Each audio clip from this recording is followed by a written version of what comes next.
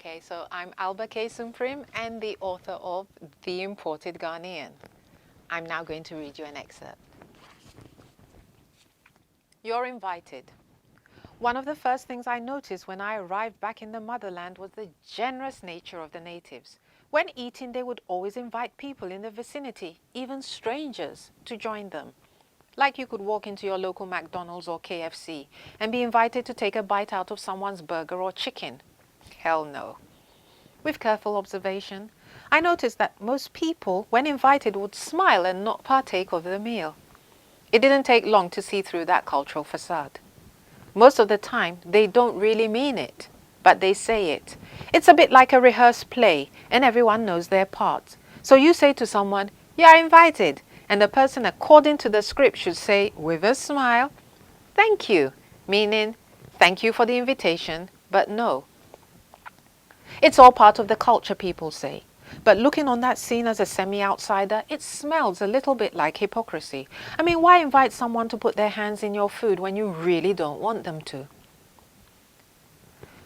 If an invited person deviated from the script and took up the offer, I wonder what the average Ghanaian would do. That would be interesting to see. I went to lunch with a friend at one of the eateries at Trade Fair. We used to go there every day, and the young lady who always served us is called Albertina.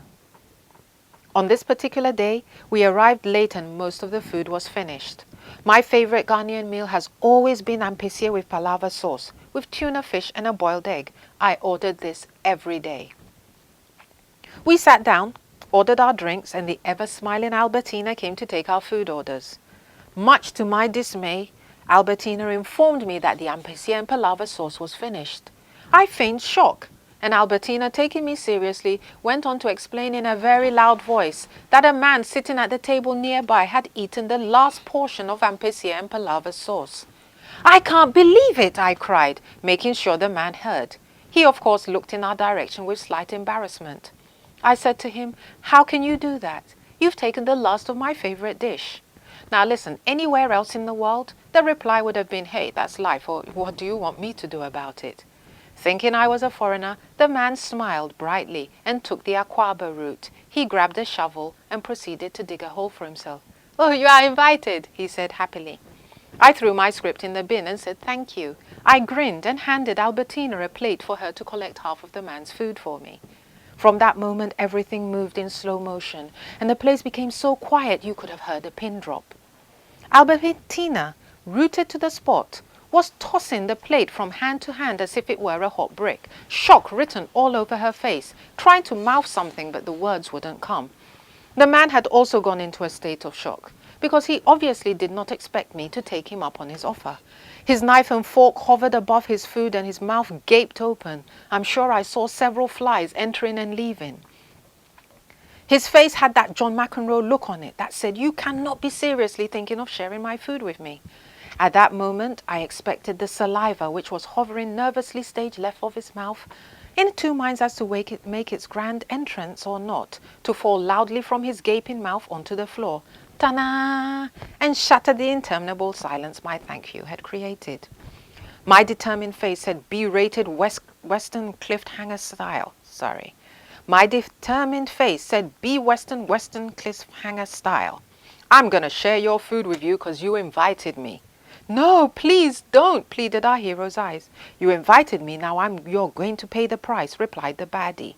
With all my will, I managed not to laugh and insisted that Albertina go and collect the food for me because I was hungry. Albertina was still muttering unintelligible words and was now rocking from one foot to the other, looking around with a vacant expression on her face. "Go and collect my food," I insisted, but she stayed glued to the spot, and the man looked ready to faint. The whole place still held its breath, and the man was stuck in the same position. But thankfully, the saliva had decided not to make its grand debut. The whole scene would have only lasted a few seconds, but for the man it must have felt like an eternity. So feeling sorry for all involved, bound by the culture of you're invited, I decided to release them.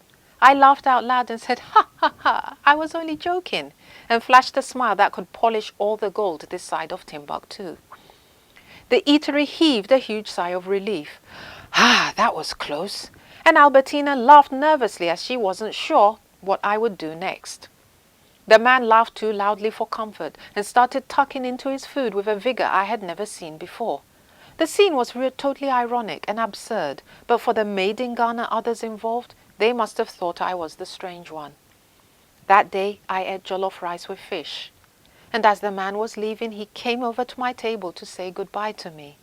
Much later on in the afternoon, my friend laughingly asked, "Would you have really collected that man's food?" What a question! Of course, he invited me, didn't he? A small note. Often if you don't follow the "you're invited" script, you will be prompted. They will ask you to invite them so they can say no. I know it doesn't make any sense. So two British girls were happily munching their lunch when a Ghanaian friend asked them, "Am I invited?" The object's puzzled looks flushed across their faces. "What?"